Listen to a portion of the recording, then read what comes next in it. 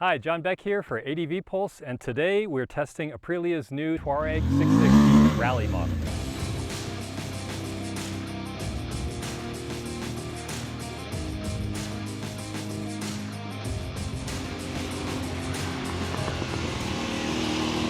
Now, in the world of adventure bikes, you don't earn the title Rally by just changing the color of the tank. This bike, it's derived, of course, from the Tuareg 660 standard. However, this machine is intended for pretty much an entirely different consumer base. Aprilia developed this in conjunction with their factory-supported race effort, and underscoring just how different this machine is over the standard Tuareg 660, they entered it in the Africa Eco Race. Now, this is a race that follows about 80% of the original tracks of the Dakar Rally through North Africa. And pilot Jacopo Cerruti, forgive my Italian pronunciation, not only did he pilot this machine to a victory over all of the other large displacement twin cylinder bikes, he dominated the entire rally, including purpose-built 450 singles. Now, the original Tuareg 660 standard model was already a fantastic machine. I had extensive time testing one of them in a comparison review, and it absolutely dominated in that review. It was a bike with great off-road handling characteristics and really good on-road manners as well. So it begs the question, when developing the Rally model, in adding all this race-level componentry, did they mess with a formula that they had achieved something really good in, or does this improve and create something that's going to draw away all the consumers of the standard model to this new one, or is it a completely different thing all on its own? Now, aesthetically, aside from the livery, there's a lot the same between the standard Tuareg 660 and the Rally version here. Both bikes share the same parallel twin engine. It's 659 cc's, puts out 80 horsepower, 52 foot-pounds of torque. Both share the same steel trellis frame. They both have a 6-speed transmission with a slipper clutch. Both run on 18 21-inch spoked wheels, and both share the same suspension travel of 240 millimeters both front and rear, which is fully adjustable as well. But the Rally version has completely different springs inside. They went from a progressive spring setup in the standard 660 to a straight rate spring for the Rally version. Now, that has a few consequences to it. It allows for much better bump compliance, much more performance at speed. You do sacrifice a little bit of comfort on the road. As well, the higher springs also raise the bike up, and in conjunction with a saddle that's 20 millimeters higher, that results in a seat height on the Rally that's over 2 inches higher than the standard model. Now, I mentioned earlier, both the standard and the Rally model of the Tuareg 660 share an 18 21-inch spoked wheel set. But again, the Rally version features a narrower and stronger and lighter wheel set that's now tube type instead of tubeless. And that allows for a more knifey feel on the dirt. Sacrifices a bit of road going performance again, but it points to the off-road intention of this bike. And the lighter wheels, in conjunction with a completely different exhaust setup, shave 11 pounds off this bike, resulting in an overall package that's 439 pounds. A few other subtle differences about the Tuareg 660 Rally version. The bike features a higher bar, different bend. It also features a high front fender. It features a much more robust sump guard. And on this side of the bike, it also has a lower chain guard and a larger side stand foot. Coming from the dirt side, the overall ergonomics of the Tuareg 660 Rally is something that I really enjoy. I do like this. It has the high bar bend, it has a high saddle, it has very dirt bike geometry to me, which I enjoy even on the road.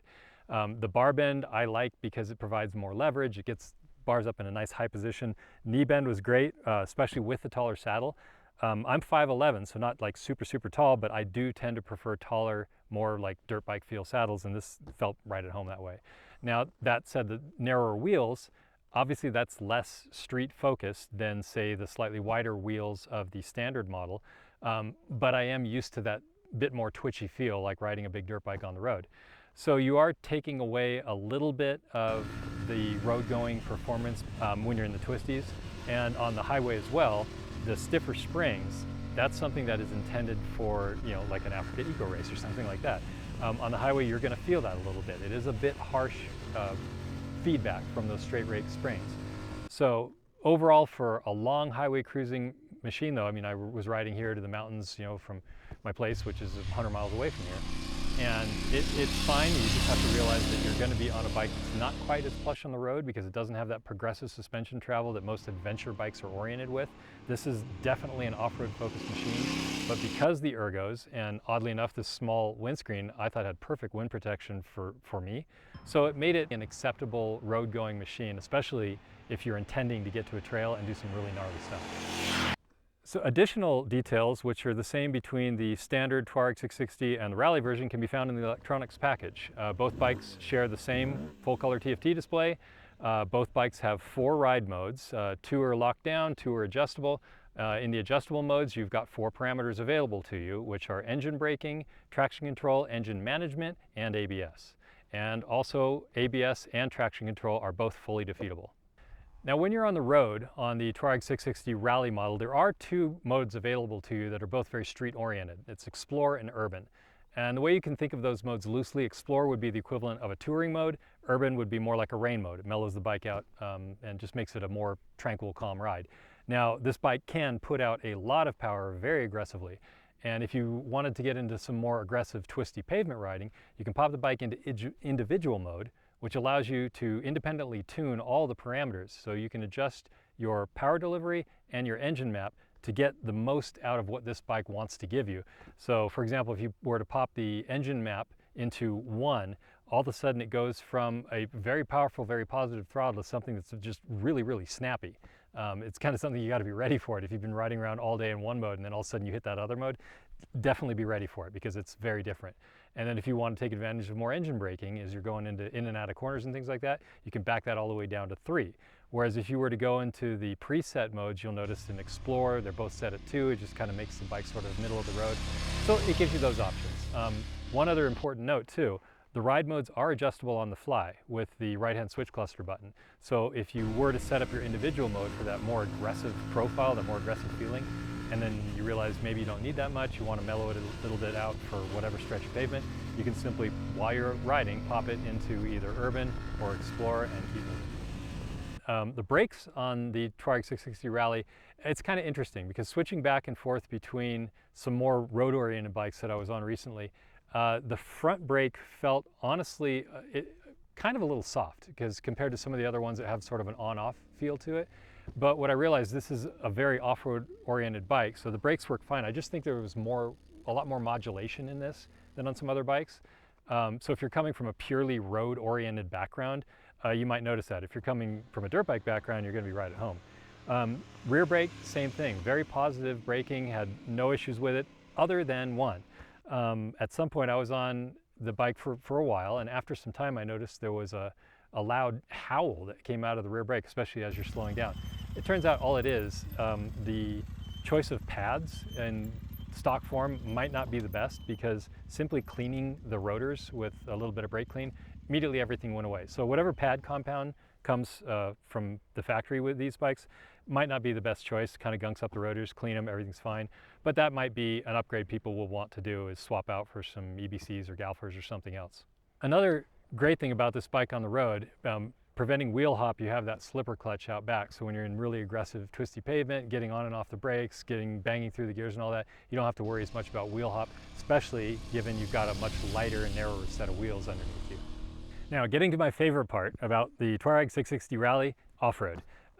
Back to what I mentioned even on the street, this bike has ergonomics that are very, very comfortable for me. It's just very, very welcoming. Those are definitely most realized as soon as the wheels leave the pavement. Seated and standing positions are great on this bike. On the road, it felt good. Transitioning from a seated to a standing position as soon as the tires hit the dirt is made easier by the fact that the saddle is 20 millimeters higher than the standard version, so that's nice, more dirt bike oriented type thing. I like the wide foot pegs that come stock on this bike, and once you're up, this high bar bend is awesome. I mean, I really like this feel. It almost felt like it was rolled a little bit too forward for me, so I adjusted it back a bit, but the position standing for my height was perfect, and this saddle, it looks like there's a bit of a tower here on the tank, but it never really interfered. It seems to have a long enough and flat enough saddle, even with some gripper bars out back, but I was able to move back and forth on this no problem. And then getting up and getting over the bars, you know, if you have to do a sharp turn or kick the rear end out or whatever, the whole environment up here felt very easy to move around. And even while standing, having that higher bar bend offered a bit more leverage. It just felt super effortless to make this thing move around where you needed it to.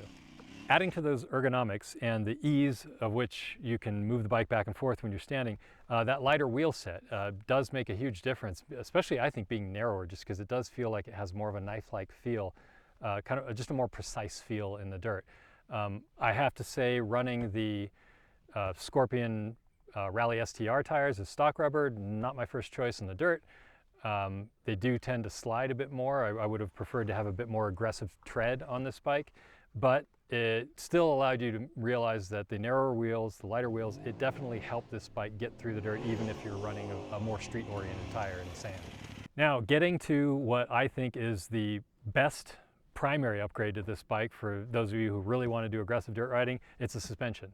It seems like a subtle change. I mean, both bikes share the same 240 millimeters of suspension travel according to Aprilia.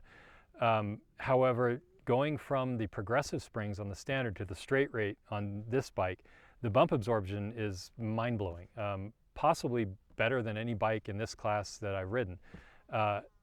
The reason I think it's mind-blowing is the standard Tuareg was also pretty incredible. In that test, we took it through some gnarly stuff. I remember launching that bike off things that I would not want to launch pretty much any adventure bike off of. Flat landing, and it wasn't super comfortable on the standard, but it could do it. The difference between the standard and this bike is you can do the same aggressive stuff and way more aggressive stuff.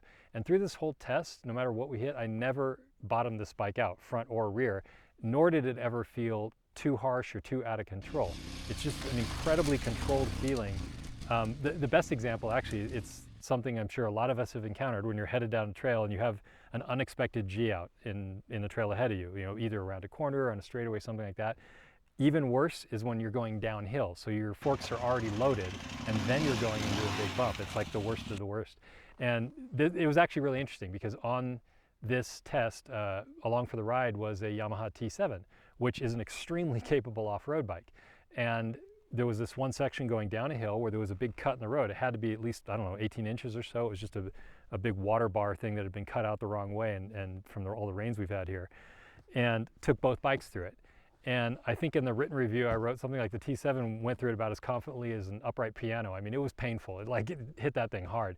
I took this bike through the exact same section at pretty much the exact same speed and just didn't even feel it, which that is something that's incredibly rare, and I can't honestly say I've experienced it on any other bike in this class. Now, another advantage that the straight rate springs on this bike have, for one thing, the whole bike is higher, so when you're picking through technical rocky sections and all that, you have a little bit more ground clearance to work with. And also the same thing, you're popping off a rock or whatever, popping down into a little river wash, that sort of thing.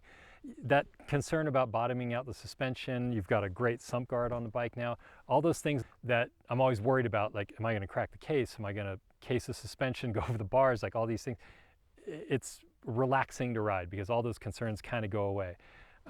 On the flip side, when I first got into some of the more technical stuff on this bike, I honestly felt a little bit out of control. I was having a hard time keeping the bike in a straight line. Personally, I was just spinning up the rear wheel a lot, that sort of thing. This goes back to the electronics package and the fact that this was developed under the direction of Jacopo Cerruti, who was basically saying, he was working in conjunction with Aprilia's race team, saying, I need something that will do this for me in the Africa Eco Race so I can blow the whole field away and win the thing. I'm not doing that. So I'm out here riding it like an adventure bike. And I had the thing, unbeknownst to me, with the engine map setting to 1, which is the most aggressive. And to be honest, it was too much for me. It's amazing, it's incredibly responsive, but when you're going up a hill and it's just nothing but a field of loose rocks, that sort of thing, the traction control helped, but I had that set in the most aggressive mode as well, which is very non-intrusive. So it was a little bit too much. Like every single throttle input immediately gives you feedback from the rear wheel. And if you're riding at that level, you're going to absolutely love this bike. For me, as a test, because when I first went into it, I wasn't even sure what all the modes did. So I took the AEM setting and just simply bumped it all the way to 3 at the opposite end of the spectrum. And immediately the whole bike calmed down. It was, the change was incredible. I mean, I've noticed that on several different bikes, adventure bikes in this class and others. Sometimes those changes between the various levels in a power delivery mode or a traction control mode or something like that, they can be subtle. It's not subtle on this bike at all, especially if you're in the engine map mode in particular. If you go from between 1 and 3, it's a huge difference. 3 is still massively capable. And in fact, in our entire 2-day test up here, when we're primarily off-road, I kept it in 2 and 3 the entire time. And honestly, I probably 3 most of the time, just because it was plenty responsive, plenty of power, and same on traction control actually. So the rear wheel, the best way to realize that I think is when you're in some of these flat sandy roads and you really want to open it up and kick the rear end out, that sort of thing. I'm sure many of you have experienced that when you have a traction control mode set to a more intrusive level. You want to do a thing, you want to get the rear sideways and the bike's fighting you. It's like preventing you from doing that. Put this traction control up towards the level 4 side of things, you're going to feel some of that, especially if you've got the throttle in the engine map of 1. You've got all this power and a bike that's trying to intervene all the time, and it just kind of creates this mess.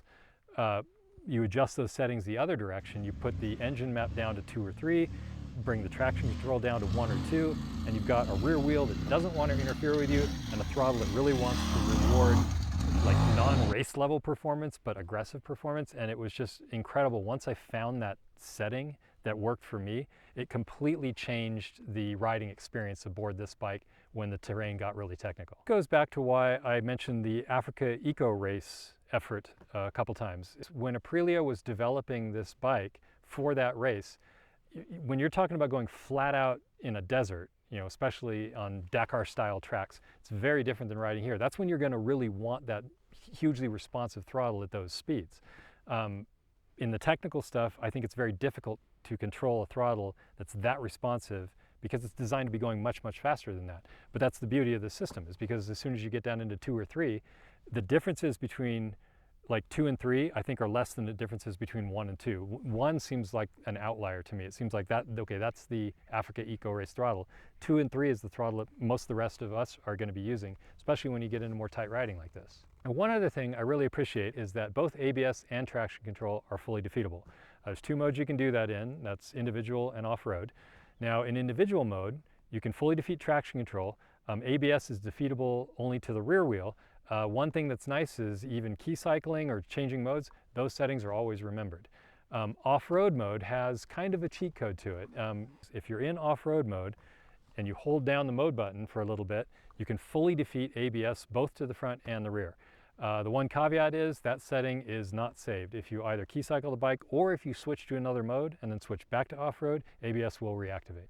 As far as the brakes themselves, regardless of what setting you have ABS in, getting this bike into the dirt is where I think the brakes really felt more at home. I mentioned earlier in the road portion of this review that the front brake felt a little less positive, but I mean, the caveat is I'd been spending a lot of time on a Ducati Multistrada too, and that thing has like surgical brakes on it. So the comparatively vague feeling of this, once I got into the dirt and kind of got back into the more aggressive off-road terrain that I'm normally in, the modulation was very welcome. It felt very dirt bike-like to me. So I think that's the comparison there.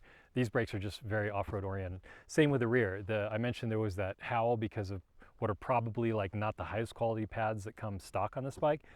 It's a thing you only notice as the wheel's just starting to slow, when you have that little less grip on the pads. That's when you would start to feel that gunk or whatever's built up on the rotor.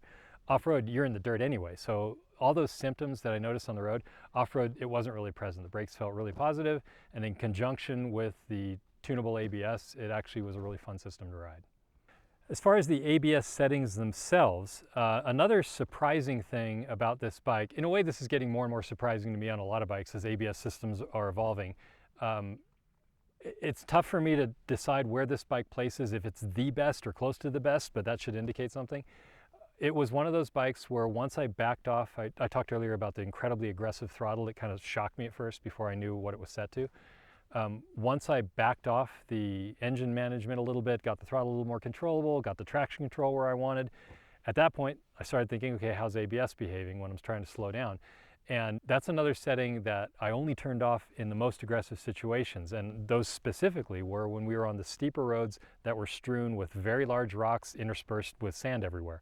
It's just that thing where the wheel's really, really fighting to slow you down because it's rolling off of a rock into the air, into sand. It's all these things that a computer's going to struggle with. I would want the system completely defeated in those situations because I've never ridden any system that can overcome all of that. Once you're out of that, basically any situation where the wheel is on the ground, having the ABS in 1, I don't know if I ever really felt it intervened. It was just very, very clean. So the burning question when reviewing a bike like the Tuareg 660 Rally is, who is this bike for? And I can pretty confidently say, if you're someone that likes to really ride aggressively off-road, if you're someone that considers himself primarily or exclusively an off-road rider and likes the gnarly stuff, maybe someone who has racing ambitions, rally ambitions, this bike is going to make you happy. This bike is going to strike you as something where you'll get on it, get on a trail, and be like, finally, the manufacturer is listening to me. It's interesting that a bike like this still has creature comforts like cruise control, but all of the features brought into this bike, they may seem subtle, like, you know, the skid plate, the bars, these little things here and there, they all add up. And when you put things like the suspension and these new throttle maps in, those are not so subtle differences. It's pretty extreme if you go from the standard Tuareg to this one. Now, the trade-off for that, what are you losing if you go with the 660 Rally? For the, I would say, the more general adventure rider, someone that does spend a lot of time on pavement, someone that might want to put luggage on here and do traveling, that sort of thing, I would have to say, honestly, this is probably not the bike for you, primarily because of things like stiffer suspension, narrow dirt bike focus wheels, that sort of thing. You really do feel a lot more feedback from the pegs, the bars, the seat, all that when you're on the road, like all the little bumps, it's coming back to you, because this bike is intended for those people that really want to explore the limits of what's possible off-road. I think it's pretty incredible that this bike is $13,799, and that's only $1,300 more than the standard Tuareg 660. Now, all those things you're getting for that $1,300, you have to realize are inspired by Jacopo Cerruti's bike, which would probably set you back around 50 grand if you want to do something like that. So for $1,300 more than the standard, you're getting something inspired by the bike and basically follows the pattern of the design of the bike that blew away the Africa Eco Race in 2024. Brings up the obvious question of what other bikes in this class would be comparable to the 660 Rally. Well, the Tuareg 660 Standard would be the most obvious comparison, but other bikes that come to mind would be Yamaha's T7 and KTM's 890R. And those two bikes are actually good examples because you got one bike in the T7 that's a couple grand less than the 660 Rally, and the 890R is a couple grand more.